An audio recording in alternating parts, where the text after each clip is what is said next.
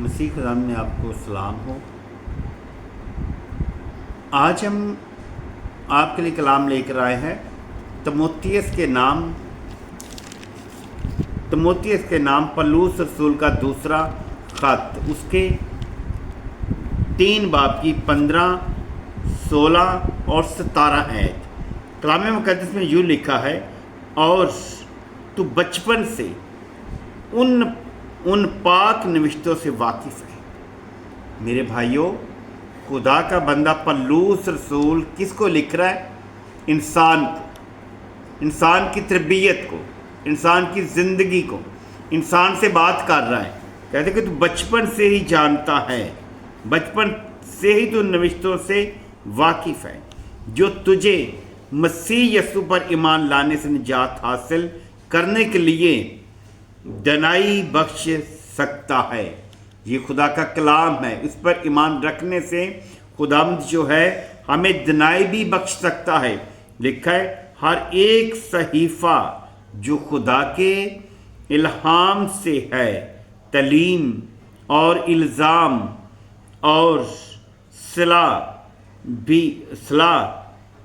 اور راست بازی میں تربیت کے لیے فائدہ مند بھی ہے، تاکہ ہر مرد خدا کامل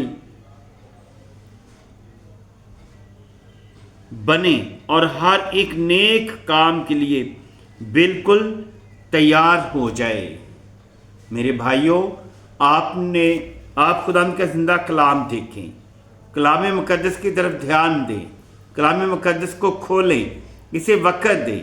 خدا یسوع چاہتا ہے کہ آپ اور ہم خدا کو وقت دیں، خدا کی کتاب مقدس کو کھولیں۔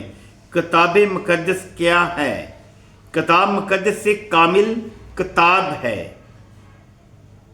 جسے خدا نے اپنے انبیاء کی وساطت سے بنی آدم کو عطا کیا۔ خدا نے اپنے انبیاء پر، اپنے انبیاء کی وساطت سے بنی آدم کو عطا کیا۔ میرے بھائیوں، میرے بہنوں، یہ آج کا جو کلام آپ کے سامنے ہے، آپ کے درمیان میں ہے، یہ آپ کو خدا نے، میرے خدا یسوع نے اپنے انبیاء کے وسیلہ سے دیا ہے، جسے آج ہم پڑھتے ہیں، جسے آج ہم سنتے ہیں، جسے ہم پڑھ کر عمل کرتے ہیں، سن کر عمل کرتے ہیں، زندگیوں کو زاد اور بحال کرتے ہیں۔ آدم کو عطا کیا نبیوں کے وسیلہ سے، اپنے انبیاء کے وسیلہ سے، تاکہ وہ نجات حاصل کر کے کامل انسان بنے۔ میرے بھائیوں، ہمیں بتایا گیا ہے، پولس رسول ہمیں بتا رہے ہیں کہ آپ نجات حاصل کر کے کامل انسان بن جائیں۔ ہم نے، میرے بھائیوں بہنوں، کامل انسان بننا ہے۔ کامل کیسے ہیں؟ یسوع مسیح کے ساتھ۔ جب آپ کے اندر ہمارا خداوند یسوع مسیح ہوگا، آپ خداوند سے بات کریں گے تو وہ آپ کی بات کا جواب دے گا۔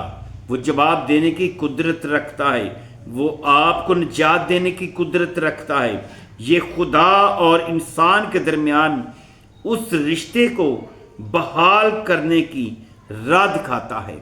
خدا کا کلام جو ہے، جب آدم و حوا نے گناہ کیا، خطا کی، حکم توڑا، تو خداوند نے یہ کلام جو آج آپ کے پاس ہے، خدا کا کلام جو ہے، اس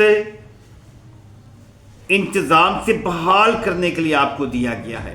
جو آدم اور حوا نے خطا کی، گناہ کیا، حکم توڑا، تو خدا نے ہمیں بحال کرنے کی راہ دکھائی ہے۔ اگر ہم کلام کو پڑھیں گے، اس پر عمل کریں گے، تو خداوند ہمیں بحال کرے گا۔ کیسے؟ کس چیز سے؟ اس گناہ سے جو آدم اور حوا نے کیا، جو باغ عدن میں انسان کے گناہ، جو باغ عدن میں انسان کے گناہ کرنے سے منقطع ہوا تھا۔ आदम और हवा के गुनाह करने की वजह से हम लोग बागे अदन से बाहर निकले थे। उसी गुनाह से बहाल करने के लिए हमें हमारा खुदाम यीशु, हमारे खुदाम का बंदा भेजा हुआ चुना वसीला पल्लूस रसूल हमें ये ऐत दे रहा है कि हम बहाल हो जाएंगे उस गुनाह से जो खुदा का आदम और हवा ने हुक्म तोड़ा। उसमें से बहाल करने की कुदरत सिर्फ खुदावंद यीशु मसीह पर ईमान लाने से हमें मिल सकती है।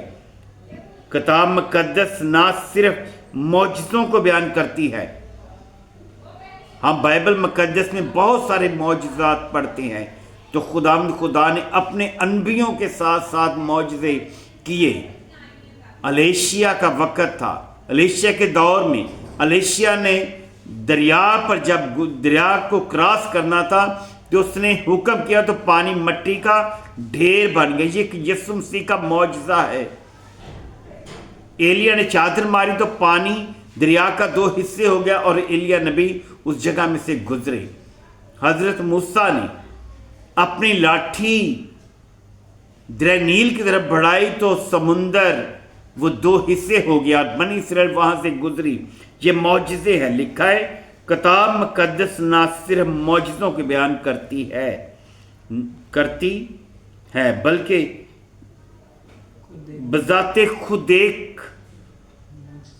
बजाते खुद भी एक मौजज़ा है। मेरे भाइयों, बाइबल मुकद्दस जो है मौजज़े ही बयान नहीं करती बल्कि बजाते खुद भी एक मौजज़ा है जो ज़िंदगियों को पढ़ता है, ज़िंदगियों को बदलता है। खुदा का कलाम जो है ये ज़िंदगियों को तब्दील करता है। जो खुदा के बेटे पर ईमान रखता है उसकी ज़िंदगी बदल जाती है, वो बहाल हो जाता है, गुलामी से, झूठ से बहाल हो जाता है।